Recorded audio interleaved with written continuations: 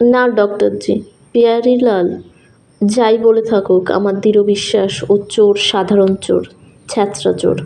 আপনি বোধহয় জানেন না, ব্যারিস্টার ভূদেব মিত্তিরের বাড়িতেও রিসেন্টলি চুরি হয়েছে। একটা আস্ত রেডিও আর কিছু রূপোর বাসনকোসন নিয়ে গেছে।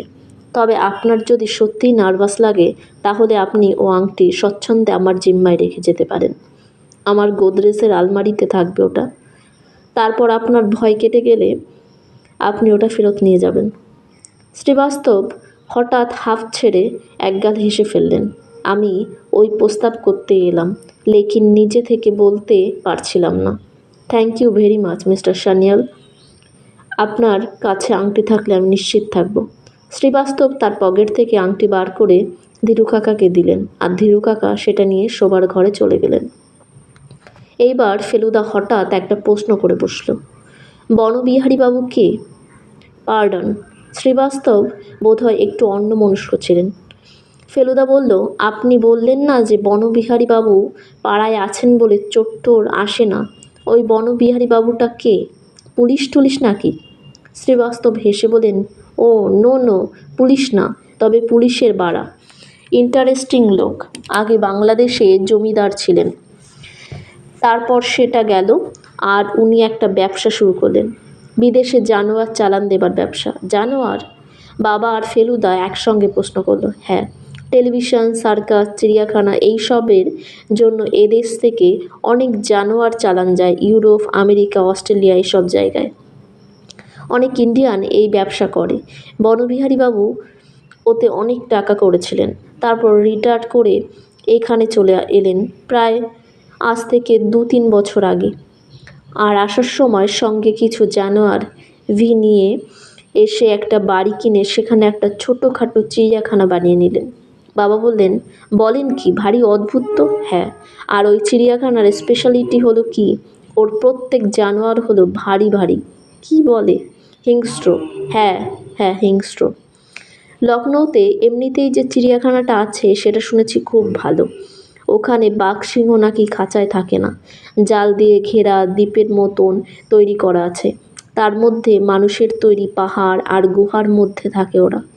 তার ওপর আবার প্রাইভেট চিড়িয়াখানা।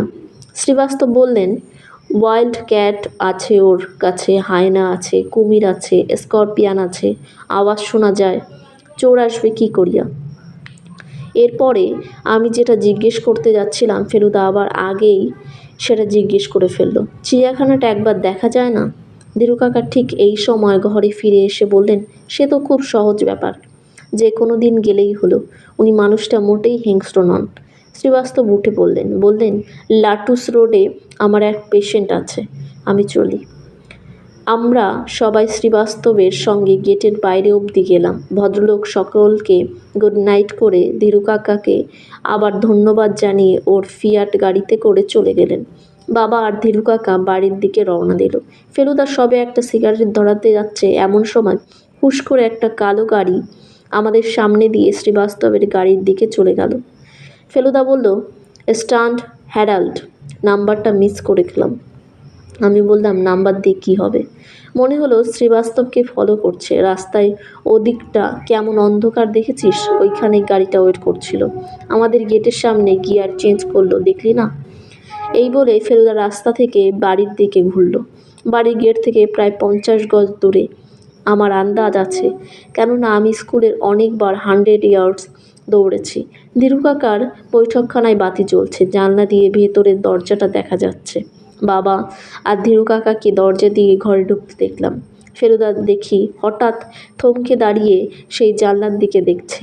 ওর চোখে ভ্রুকুটি আর দাঁত দিয়ে ঠোঁট কামড়ানোর ভাবটা দেখে বুঝলাম ও চিন্তিত। জানিস তোপসে আমার ডাক নাম, কিন্তু আসলে ওটা নয়। ফেলুদা তপেস থেকে তোপসে করে নিয়েছে। আমি বললাম, কি? আমি থাকতে এ ভুলটা হবার কথা হলো। কি ভুল? ওই জানলাটা বন্ধ করে দেওয়া উচিত ছিল। গেট থেকে জানলা দিয়ে ঘরের ভেতরটা পরিষ্কার দেখা যায়। ইলেকট্রিক লাইট হলে তাও বা কথা ছিল, কিন্তু তোর কাকার আবার লাগিয়েছেন ফ্লুরেসেন্ট। তাতে কি হয়েছে? তোর বাবাকে দেখতে পাচ্ছিস? শুধু মাথাটা। উনি যে চেয়ারে বসে আছেন, ওই চেয়ারে 10 মিনিট আগে কে বসেছিলেন? ডক্টর শ্রীবাস্তব। আংটির কৌটোটা তোর বাবাকে দেবার সময় উনি উঠে দাঁড়িয়েছিলেন মনে পড়ে? এর মধ্যেই ভুলে যাব? সেই সময় এই গেটের কাছে কেউ থেকে থাকলে তার পক্ষে ঘটনাটা দেখে ফেলা অসম্ভব নয়। এই রে, কিন্তু কেউ যে ছিল সেটা তুমি ভাবছো কেন? ফেলুদা নিচু হয়ে নুড়ি পাথরের ওপর থেকে একটা ছোট্ট জিনিস তুলে আমার দিকে এগিয়ে দিল। হাতে নিয়ে দেখলাম সেটা একটা সিগারেটের টুকরো। মুখটা ভালো করে লক্ষ্য করলাম। আমি সিগারেটের চোখের কাছে নিয়ে এসে দেখলাম, আর রাস্তার ল্যাম্পের অল্প আলোতেই যা দেখবার সেটা দেখে নিলাম। ফেলুদা হাত বাড়িয়ে সিগারেটটা ফেরত নিয়ে নিল। কি দেখলি? চারমিনার।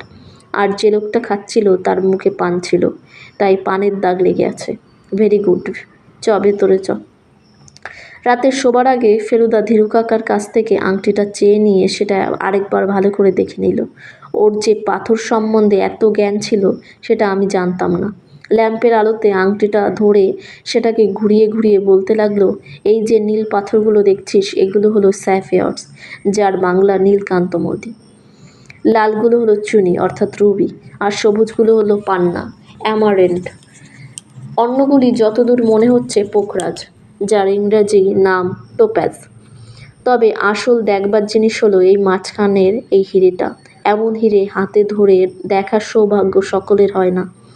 তারপর ফেলুদা আংটিটা বাঁ হাতের কোড়ে আঙুলের পাশের আঙুলে পরে বলল, ঔরঙ্গজেবের আঙুল আর আমার আঙুলের সাইজ মিলে যাচ্ছে দেখছিস? সত্যি দেখি ফেলুদা আর আঙুলের আংটিটা ঠিক ফিট করে গেছে। ল্যাম্পের আলোতে ঝলমলে পাথরগুলোর দিকে এক দৃষ্টিতে তাকিয়ে থেকে ফেলুদা বলল, কত ইতিহাস জড়িয়ে আছে আংটির সঙ্গে কে জানে। তবে কি জানিস তোপসে, এর অতীত আমার কোনো ইন্টারেস্ট নেই। এটা আওরঙ্গজেবের ছিল কি আলতাসের ছিল কি আকরম খাঁর ছিল সেটা আনইম্পর্টেন্ট।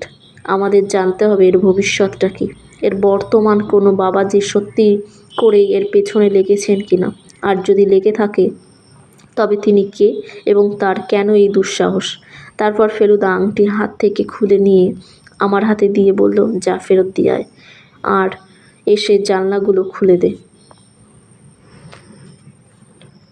পরদিন দুপুরে একটু তাড়াতাড়ি খেয়ে নিয়ে আমরা ইমামবাড়া দেখতে বেরিয়ে গেলাম। বাবা আর ধীরু কাকা মোটরে গেলেন। গাড়িতে যদিও জায়গা ছিল, তবু ফেলুদা আর আমি দুজনেই বললাম যে আমরা টাঙ্গায় যাব। সে দারুণ মজা। কলকাতা থেকে তো ঘোড়ার গাড়ি চড়াই হয় না। সত্যি বলতে কি, আমি কোনো দিনই কোনো রকম ঘোড়ার গাড়ি চড়িনি। ফেলুদা অবশ্যই চড়েছে। ও বলল কলকাতার টিকা গাড়ির চেয়ে টাঙ্গায় নাকি অনেক বেশি ঝাঁকুনি হয়, আর সেট নাকি হজমের পক্ষে খুব ভালো। তোর কাকার বাবুর্চি যা ফার্স্ট ক্লাস রাঁধে, বুঝেছি এখানে খাওয়ার ব্যাপারে হিসেব রাখাটা খুব মুশকিল হবে। কাজেই মাঝে মাঝে এই টাঙ্গা রাইডটার এমনিতেই দরকার হবে। নতুন শহরের রাস্তাঘাট দেখতে দেখতে আর টাঙ্গার ঝাঁকুনি খেতে খেতে যে জায়গাটায় পৌঁছালাম, গাড়োয়ানকে জিজ্ঞেস করাতে ও বলল সেটার নাম কাইজারবাগ। ফেলুদা বলল, জার্মান আর উর্দুতে কেমন মিলিয়েছে দেখেছিস? নবাবী আমলের যত প্রাসাদ ঠেসাদ সব নাকি এই কাইজারবাগের আশেপাশে রয়েছে। গাড়োয়ান এদিক ওদিক আঙুল দেখিয়ে সব নাম বলে দিতে লাগলো। উয়ে দেখিয়ে বাদশাহ মঞ্জিল, উয়ে হায় চাঁদিওয়ালি বারদারি, উসকো বলতে লাফুক টক। কিছু দূর গিয়ে দেখি রাস্তাটা গেছে একটা বিরাট গেটের মধ্যে দিয়ে। গাড়োয়ান বলল, রুমি দরওয়াজা। রুমি দরওয়াজা পেরিয়ে মসজিদ হলো বড় ইমামবাড়া। ইমামবাড়ার সাইজ দেখে আমার মুখের কথা বন্ধ হয়ে গেল। এত বড় প্রাসাদ যে হতে পারে সেটা আমার ধারণাই ছিল না। টাঙ্গা থেকে ধীরু কাকার গাড়িটা দেখতে পেয়েছিলাম। গাড়োয়ানকে ভাড়া চুকিয়ে দিয়ে আমরা বাবাদের দিকে এগিয়ে গেলাম। বাবার ধীরু কাকা একজন লম্বা মাঝবয়সী লোকের সঙ্গে কথা বলছেন। ফেলুদা হঠাৎ আমার কাঁধে হাত দিয়ে চাপা গলায় বলল, ব্ল্যাক স্ট্যান্ড হ্যারাল্ড। সত্যি তো, ধীরু কাকার গাড়ির পাশে একটা কালো স্ট্যান্ডার্ড গাড়ি দাঁড়িয়ে আছে। মাঠ গার্ডে একটা টাটকা ঘষ্টার দাগ দেখছিস? টাটকা কি করে জানলে? চুনের গুঁড়ো সব ঝরে পড়েনি, এখনও লেগে রয়েছে। রং করা পাঁচিল কিংবা গেটের গায়ে ঘষ্টে ছিল বোধহয়। আজ সকালে যদি গাড়ির ধোয়া না হয়ে থাকে তাহলে দাগ কাল রাত্রে লেগেছে। ধীরু কাকা আমাদের দেখে বলল, এসো আলাপ করিয়ে দিই, ইনি বনবিহারী বাবু। যার চিড়িয়াখানা আছে। আমি অবাক হয়ে নমস্কার করলাম। ইনিই যে লোক, সেই লোক।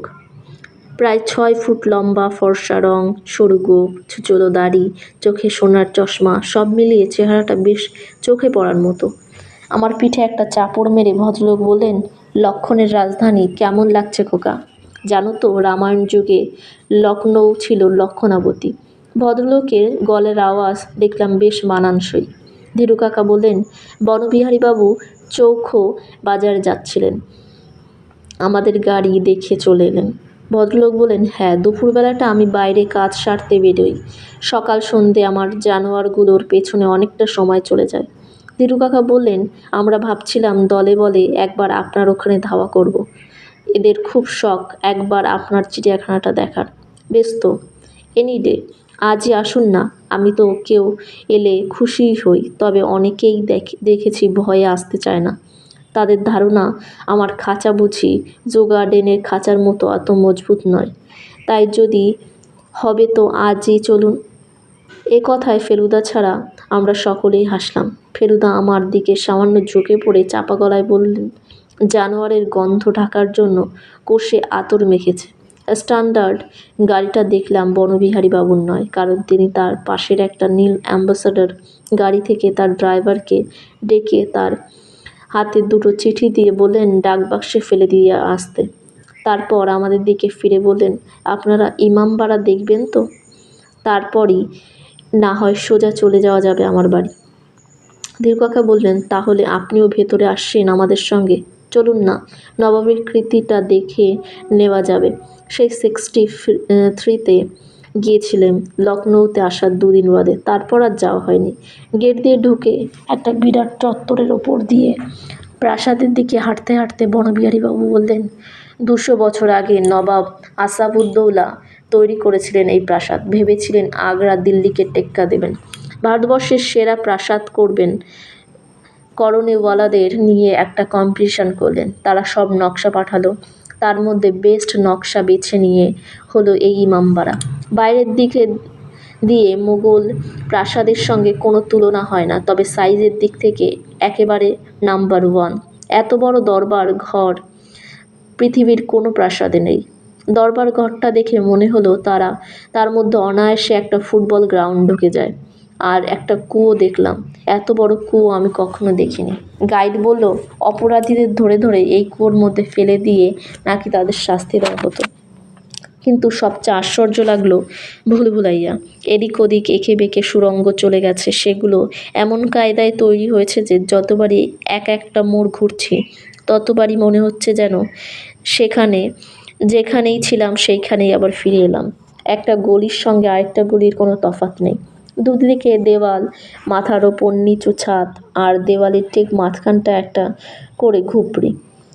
গাইড বলল, নবাব যখন বেগমদের সঙ্গে লুকোচুরি খেলতেন তখন এই খুপড়িগুলোতে প্রদীপ জ্বলত।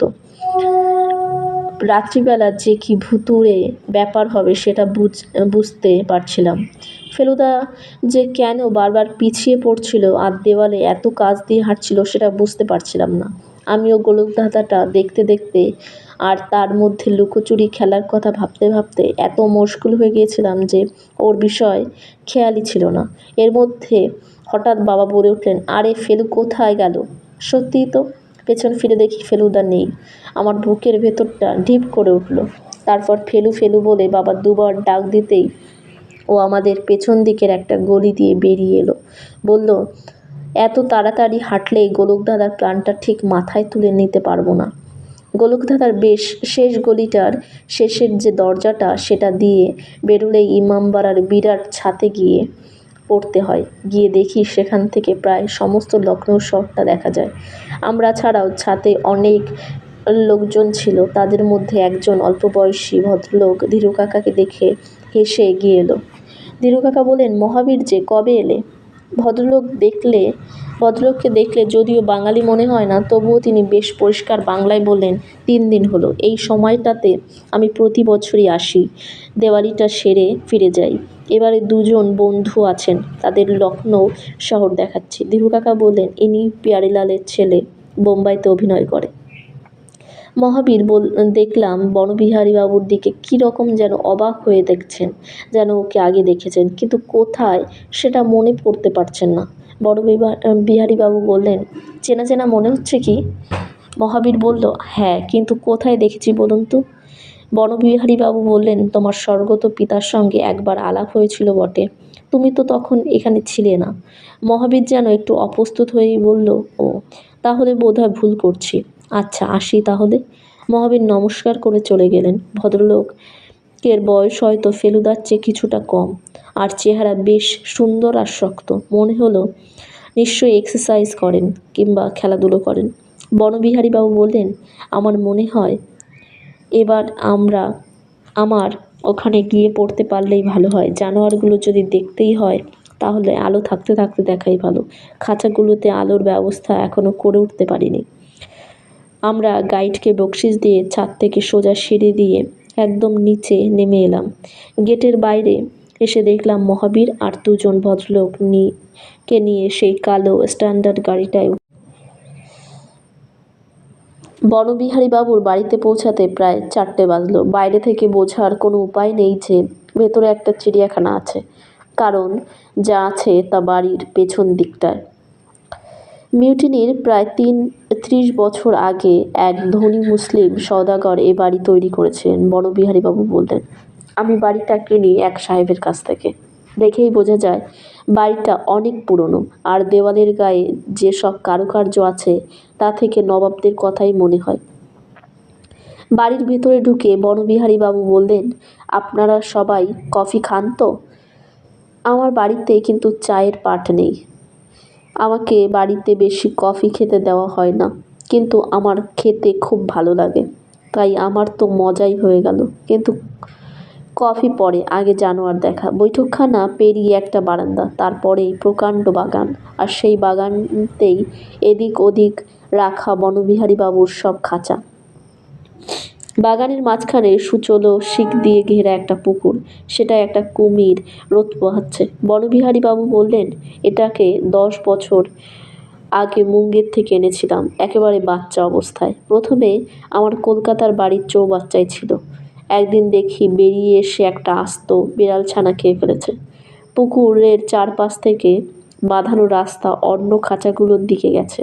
একটা খাঁচার দিক থেকে ফ্যাস ফ্যাস শব্দ শুনে আমরা কুমির ছেড়ে সেই দিকে তাকালাম। দেখি খাঁচার ভেতরে একটা মাঝারি গোছের কুকুরের সাইজের বেড়াল।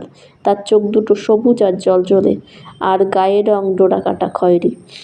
এত বড় বেড়ালকে বাঘ বলতে ইচ্ছে করে। বনবিহারীবাবু বললেন, এটার বাসস্থান আফ্রিকা। এটা কিনি কলকাতার রিপন স্ট্রিটের এক ফিরিঙ্গি পশু ব্যবসায়ীর কাছ থেকে। এ জিনিস আলিপুরের চিড়িয়াখানাতেও নেই। দারুণ বিষাক্ত সাপ, এরকম সরু চলো শামুক। পুরী থেকে আমরা অনেকবার এনেছি। এই সাপের লেজের ডগায় সেই রকম একটা শামুকের মতো জিনিস আছে।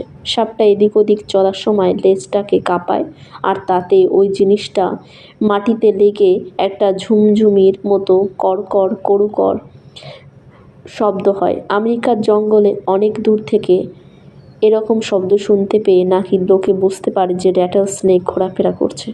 আরও দুটো জিনিস দেখে ভয়ে গা শিউরে উঠল। একটা কাচের বাক্সের মধ্যে দেখলাম নীল রঙের বিশ্রী বিরাট এক কাঁকড়া বিছে। এটাও আমেরিকার বাসিন্দা, এর নাম ব্লু স্করপিয়ন। আর আরেকটা কাচের বাক্স দেখলাম একটা মানুষের আঙুল ফাঁক করা হাতের মতো বড় কালো রোয়াওয়ালা মাকড়সা, আফ্রিকার বিষাক্ত ব্ল্যাক উইডো মাকড়সা। বনবিহারীবাবু বললেন, এই বিছে আর মাকড়সা, এই দুটোর বিষ হলো যাকে বলে নিউরোটক্সিক, অর্থাৎ এক কামড়ে একটা আস্ত মানুষ মেরে ফেলার শক্তি রাখে এই দুটোই। চিড়িয়াখানা দেখে আমরা বৈঠকখানায় এলাম।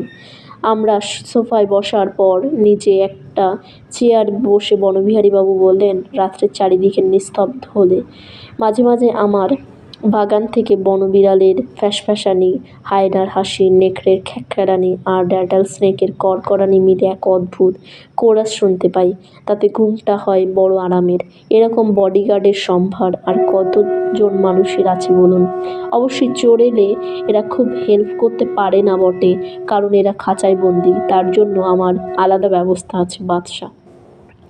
হাঁক দিতেই পাশের ঘর থেকে বেরিয়ে এলো এক বিরাট কালো হাউন্ড কুকুর। এটাকেই নাকি বনবিহারীবাবু পাহারার জন্য রেখেছেন। শুধু যে বাড়ি পাহারা তা নয়, চিড়িয়াখানার কোনো অনিষ্ট নাকি এই বাদশা করতে দেবে না। ফেলুদা আমার পাশেই বসেছিল। কুকুরটা দেখে আমার কানে ফিসফিস করে বলল, ল্যাব্রাডর হাউন্ড, বাস্করভিলের কুকুরের জাত। বাবা এতক্ষণ একটা কথাও বলেননি। এবার বললেন, আচ্ছা, সত্যি আপনার এইসব হিংস্র জানোয়ারের মধ্যে বাস করতে ভালো লাগে? বনবিহারীবাবু তার পাইপে তামাক ভরতে ভরতে বললেন, কেন লাগবে না বলুন? ভয়টা কিসের? এককালে কত বাঘ ভাল্লুক মেরেছি জানেন? ওয়াইল্ড অ্যানিমেল ছাড়া মারতুম না। অব্যর্থ টিপ ছিল। একবার কি যে ভীমরতি ধরল, চাঁদার জঙ্গলে এক মার্কিনী সাহেবকে বড়াই করে টিপ দেখাতে গিয়ে 150 গজ দূর থেকে এক হরিণ মেরে ফেললুম। আর তারপর সে কি অনুতাপ! সেই থেকে শিকার ছেড়ে দিয়েছি। তবে জানোয়ার ছাড়াও থাকতে পারবো না, তাই চালান দেবার ব্যবসা ধরলুম। ব্যবসা যখন ছাড়লুম তখন বাধ্য হয়েই বাড়িতে চিড়িয়াখানা করলুম। এদের নিয়ে বাস করার কি আনন্দ জানেন? এরা যে হিংস্র ও বিষাক্ত সেটা সকলেরই জানা। এরা তো নিরীহ ভালো মানুষ বলতে চাচ্ছে না নিজেদের, অথচ মানুষের মধ্যে দেখুন একজনকে আপনি ভাবছেন সৎ লোক, শেষে হঠাৎ বেরিয়ে গেল সে আসলে একটা ক্রিমিনাল। অন্তরঙ্গ বন্ধুকেই কি আর আজকের দিনে বিশ্বাস করার জো আছে? তাই স্থির করেছি জানোয়ার পরিবেষ্টিত হয়েই বাকি জীবনটা কাটাবো, তাতে শান্তি অনেক বেশি। আমি মশাই 7-এও নেই 5-এও নেই, নিজের সম্পত্তি একা নিজে ভোগ করছি। তাতে কে কি ভাবছে না ভাবছে সে নিয়ে মাথা ঘামিয়ে কি হবে? তবে শুনেছি আমার এই চিড়িয়াখানার দৌলতে পাড়ায় নাকি চুরি চামারি বন্ধ হয়ে গেছে। তাহলে বলতে হয় অজান্তে আমি লোকের উপকারই করছি। এই শেষ কথাটা শুনে আমি প্রথমে ধীরু কাকার দিকে, তারপর ফেলুদার দিকে চাইলাম। বনবিহারীবাবু কি তাহলে শ্রীবাস্তবের বাড়ির ঘটনাটা জানেন না? এই প্রশ্নের উত্তরের জন্য বেশিক্ষণ অপেক্ষা করতে হলো না, কারণ বনবিহারীবাবুর বেয়ারা কফি আর মিষ্টি এনে দেবার প্রায় সঙ্গে সঙ্গেই শ্রীবাস্তব এসে হাজির হলেন। সকলকে নমস্কার টমস্কার করে ধীরু কাকাকে বললেন, আপনাদের বাড়ির কাছেই কেলভিন রোডে একটি ছেলে গাছ থেকে পড়ে হাত ভেঙেছে। তাকে দেখে আপনার বাড়িতে গিয়ে দেখি আপনারা ফেরেননি, তাই এখানে চলে এলাম। ধীরু কাকা শ্রীবাস্তবের দিকে চোখ দিয়ে একটা ইশারা করে বুঝিয়ে দিলেন যে তার আংটি ঠিকই আছে। বনবিহারীবাবুর সঙ্গে দেখলাম শ্রীবাস্তবের যথেষ্ট আলাপ। ছোট শহরে পাড়ার লোকেদের পরস্পরের মধ্যে আলাপটা বোধহয় সহজেই হয়। শ্রীবাস্তব ঠাট্টা সুরে বললেন, বনবিহারীবাবু, আপনার পাহারেদাররা কিন্তু আজকাল ফাঁকি দিচ্ছে। বনবিহারীবাবু একটু অবাক হয়েই বললেন, কী রকম? কাল আমার বাড়িতে চোর এলো, আর আপনার একবি জানোয়ার কিছু সারা শব্দ করলো না। সে কি, চোর আপনার বাড়িতে কখন? রাত 3টের কাছাকাছি। নেয়নি কিছুই। ঘুমটা ভেঙে গেল আমার, তাই পালিয়ে এলাম। না নিলেও খুব এক্সপার্ট বলতে হয়। আমার বাদশা অন্তত খুবই সজাগ। 200 গজের মধ্যেই আপনার বাড়ি, আর চোর এলেও আমার কম্পাউন্ডের পেছন দিয়েই তাকে যেতে হবে। যাকগে, আপনাকে ঘটনাটা জানিয়ে রাখলাম। কফির সঙ্গে এরকম মিষ্টি দিয়ে গিয়েছিল প্লেটে। শ্রীবাস্তব বললেন, সেটার নাম সান্ডিলা লাড্ডু। সান্ডিলা লাড্ডু, গুলাবি রেওড়ি আর ভুনা পেড়া, এই 3 মিষ্টি হলো লখনৌয়ের স্পেশালিটি। আমার নিজের মিষ্টি জিনিসটা খুব ভালো লাগে না, তাই আমি ওসব কথায় বিশেষ কান্না দিয়ে বনবিহারীবাবুকে লক্ষ্য করছিলাম। ওকে যেন একটু অন্যমনস্ক মনে হচ্ছিল। ফেলুদা কিন্তু দেখি এর মধ্যেই 2টো লাড্ডু শেষ করে নিয়ে আমার কফির পেয়ালার ওপর মাছি তাড়াবার মতো করে হাত নাড়িয়ে দারুণ কায়দায় আমার প্লেট থেকে আরেকটা লাড্ডু তুলে নিল। বনবিহারীবাবু হঠাৎ শ্রীবাস্তবের দিকে ফিরে বললেন, আপনার সেই বাদশাহী আংটি ঠিক আছে তো? শ্রীবাস্তব হঠাৎ বিষম লেগে গেল। তারপর কোনো রকমে নিজেকে সামলে নিয়ে কাশিটাকে হাসিতে চেঞ্জ করে বলল, ও বাবা, আপনার দেখি মনে আছে। বনবিহারীবাবু পাইপের ধোঁয়া ছেড়ে বললেন, মনে থাকবে না? আমার যদি ওসব ব্যাপারে কোনো ইন্টারেস্ট নেই, তবুও ওরকম আংটি তো সচরাচর দেখা যায় না। শ্রীবাস্তব বললেন, আংটি ঠিকই আছে, ওর ভ্যালু আমার জানা আছে। বনবিহারীবাবু এবার হঠাৎ উঠে পড়ে বললেন, এক্সকিউজ মি, আমার বেড়ালের খাবার সময় হয়ে গেছে। এ কথার পর আর থাকা যায় না, তাই আমরা উঠে পড়লাম। বাইরে এসে একজন লোককে হাতে একটা ব্যাগ নিয়ে বনবিহারীবাবুর গেট দিয়ে ভেতরে ঢুকতে দেখলাম। তারপর যে দারুণ মাসল, সেটা গায়ে জামা থাকলেও বোঝা যায়। শুনলাম তার নাম নাকি গণেশ গুহ। বনবিহারীবাবুর যখন জানোয়ার চালান দেবার কারবার ছিল, তখন থেকেই নাকি ইনি আছেন। এখন নাকি চিড়িয়াখানা দেখাশোনা করেন। বনবিহারীবাবু বললেন, গণেশকে ছাড়া আমার চিড়িয়াখানা মেনটেন করা হতো না। ওর ভয় বলে কোনো বস্তু নেই। একবার ওয়াইল্ড ক্যাটের আঁচড় খাওয়া সত্ত্বেও ও আমার চাকরি ছাড়েনি। আমার যখন গাড়িতে উঠছি তখন বনবিহারীবাবু বললেন, আপনারা আসতে খুব ভালো লাগলো, মাঝে মাঝে এসে পড়বেন। এখন এখানেই আছেন তো? বাবা বললেন, কদিন আছি, তারপর ভাবছি এদের একবার হরিদ্বারটা দেখে আনবো বটে। লক্ষ্মণঝুলাও থেকে একবার একটা 12 ফুটের পাইথনের খবর এসেছে। আমিও তাই একবার ওদিকটায় যাব করছিলাম। শ্রীবাস্তবকে আমরা ওর বাড়ির সামনে নামিয়ে দিলাম। ঠিক সেই সময় বনবিহারীবাবু বাড়ির দিকে থেকে একটা বিকট চিৎকার শুনতে পেলাম। ফেলুদা একটা হাই তুলে বলল, হায়না। বাপ রেখেই বলে হায়নার হাসি। শ্রীবাস্তব বললেন, তার নাকি প্রথম এই হাসি শুনে গা ছমছম করতো, এখন অভ্যাস হয়ে গেছে। আপনার বাড়িতে কাল আর কোনো উপদ্রব হয়নি তো? ধীরু কাকা প্রশ্ন করলেন। শ্রীবাস্তব হেসে বলল, নো নো, নাথিং। আমরা যখন বাড়িতে ফিরলাম তখন প্রায় সন্ধে হয়ে গেছে। গাড়ি থেকে নেমে শুনতে পেলাম দূর থেকে একটা ঢাক ঢোলের শব্দ আসছে। ধীরু কাকা বললেন, দেওয়ালির সময় এখানে রাসলীলা হয়, এটা তারই প্রিপারেশন। আমি বললাম, রামলীলা কীরকম? প্রায় 10টা মানুষের সমান উঁচু একটা রাবণ তৈরি করে, তার ভেতর বোঝাই থাকে। তারপর 2জন ছেলেকে মেকআপ টেকআপ করে রাম লক্ষ্মণ সাজায়।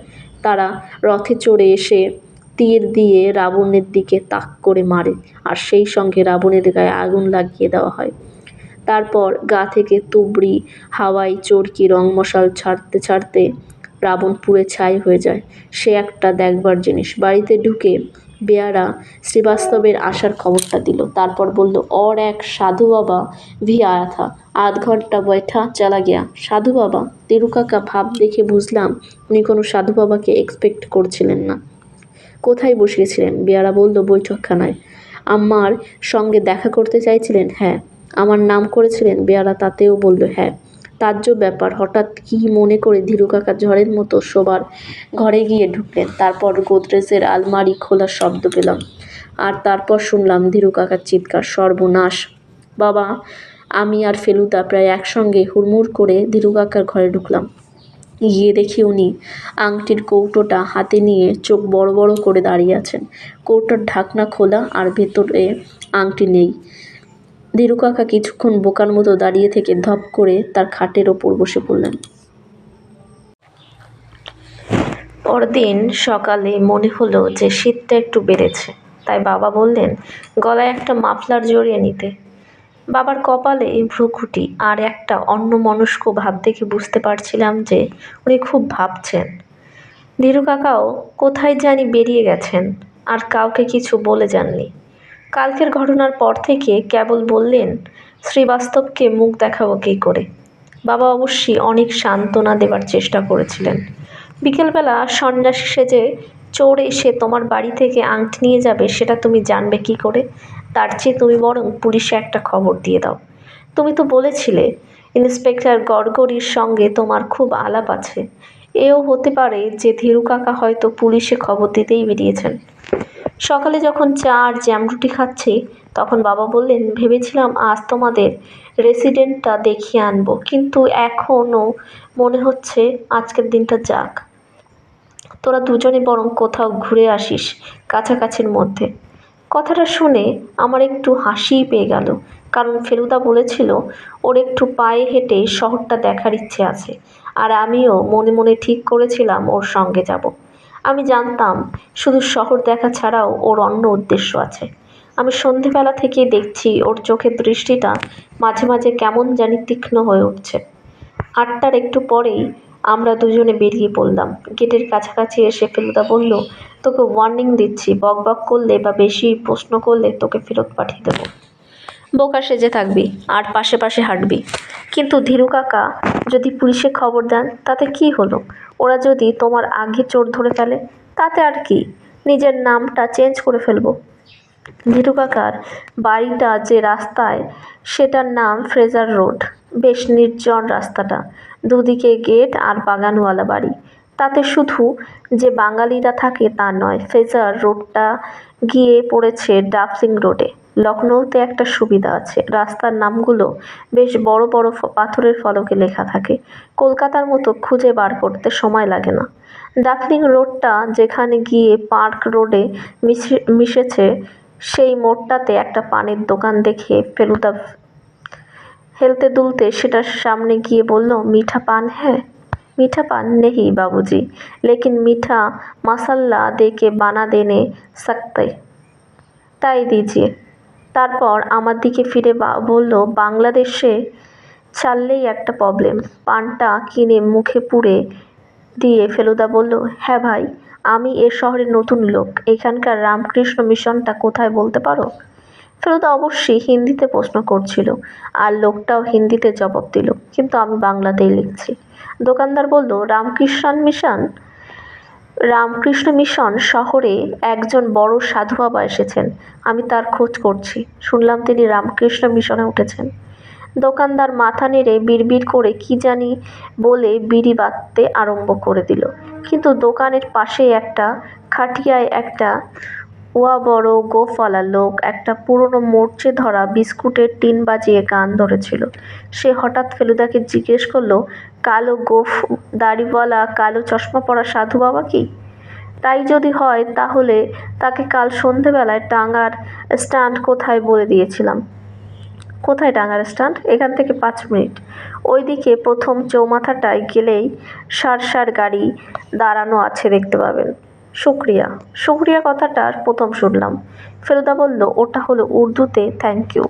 টাঙ্গা স্ট্যান্ডে পৌঁছে 7টা টাঙ্গাওয়ালাকে জিজ্ঞেস করার পর 8 বারের বার 57 নম্বর গাড়ির গাড়োয়ান বলল যে গতকাল সন্ধ্যায় একজন গেরুয়া ধরা দাড়িওয়ালা লোককে তার গাড়ি ভাড়া করেছিল বটে, কিন্তু কোথায় নিয়ে গিয়েছিল সাধু বাবাকে? প্রশ্ন করতে গাড়োয়ান বলল, স্টেশন। স্টেশন? হ্যাঁ। কত ভাড়া এখান থেকে? 12 আনা। কত টাইম লাগবে পৌঁছতে? 10 মিনিটের মতো। 4 আনা বেশি দিলে 8 মিনিটে পৌঁছে দেবে। ট্রেন পাকড়ান না? হ্যাঁ ক্যা? ট্রেন বলে ট্রেন? बढ़िया ट्रेन, बादशाही एक्सप्रेस। गारवान একটু বোকার মতো হেসে বলল, চালিয়ে 8 মিনিট পে পৌঁছে দেंगे। গাড়ি ছাড়বার পর ফেলুদাকে একটু ভয়ে ভয়ে জিজ্ঞেস করলাম, সেই সাধু বাবা কি এখন বসে আছেন স্টেশনে আংটি নিয়ে? এটা বলতে ফেলুদা আমার দিকে একটু কটমট করে চাইল যে আমি একেবারে চুপ মেরে গেলাম। কিছুক্ষণ যাবার পর ফেলুদা গাড়োয়ানকে জিজ্ঞেস করলো, সাধু বাবার সঙ্গে কোনো মালপত্র ছিল কিনা? গাড়োয়ান একটুক্ষণ ভেবে বলল, মনে হয় একটা বাক্স ছিল, তবে বড় নয়, ছোট। স্টেশনে পৌঁছে টিকিট ঘরের লোক, গেটের চেকার, কুলি-টুলি এদের কাউকে জিজ্ঞেস করে কোনো ফল হলো না। রেস্টুরেন্টের ম্যানেজার বাঙালি, তিনি বললেন, আপনি কি পবিত্রানন্দ ঠাকুরের কথা বলছেন, যিনি দেরাদুনে থাকেন? তিনি তো 3 দিন হলো সবে এসেছেন, তার তো এখনো ফিরে যাবার সময় হয়নি। আর তার সঙ্গে তো দেদার সাঙ্গপাঙ্গ চেলা চামুন্ডা। অবশেষে ফার্স্ট ক্লাস ওয়েটিং রুমের যে দারোয়ান, তাকে জিজ্ঞেস করাতে সে বলল, একজন গেরুয়াধারী দাড়িওয়ালা লোক কাল সন্ধ্যায় এসেছিল বটে, ওয়েটিং রুমে বসেছিলেন। আজ্ঞে না, বসেননি, তবে বাথরুমে ঢুকেছিলেন, হাতে একটা ছোট্ট বাক্স ছিল। তারপর তো জানি না। সে কি, বাথরুমে ঢোকার পর তাকে আর দেখোনি? দেখেছি বলে তো মনে পড়ছে না। তুমি এখানেই ছিলে তো? তা তো থাকবই, ডুন এক্সপ্রেস আসছে তখন, ঘরে অনেক লোক যে, তাহলে হয়তো খেয়াল করেননি।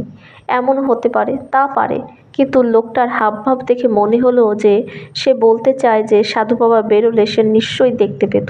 কিন্তু তাহলে সে সাধু বাবা গেলেন কোথায়? স্টেশনে আর বেশিক্ষণ থেকে এ রহস্যের উত্তর পাওয়া যাবে না, তাই আমরা বাইরে বেরিয়ে এলাম। এখানে বাইরে টাঙার লাইন, আর তারপরই তার মধ্যে থেকে একটাতে আমরা উঠে পড়লাম। টাঙা জিনিসটা আর অবজ্ঞা করতে পারছিলাম না, কারণ ৫৭ নম্বরের গাড়োয়ান আমাদের ঠিক ৭ মিনিট ৫৭ সেকেন্ডে স্টেশনে পৌঁছে দিয়েছিল। এবারেও কিন্তু গাড়ি চড়বার পরে আমার মুখ থেকে একটা প্রশ্ন বেরিয়ে পড়ল, সাধু বাবা বাথরুমে গিয়ে কি ভ্যানিশ হয়ে গেল নাকি? ফেলুদা দাঁতের ফাঁক দিয়ে ছিক করে খানিকটা পানের পিক ফেলে, তা হতে পারে। আগেকার দিনে তো সাধু বাবা ভ্যানিশ ট্যানিশ হওয়ার ক্ষমতা ছিল বলে শুনেছি। বুঝলাম ফেলুদা কথাটা সিরিয়াসলি বলছে না, যদিও ওর মুখ দেখে সেটা বোঝার কোনো উপায় নেই।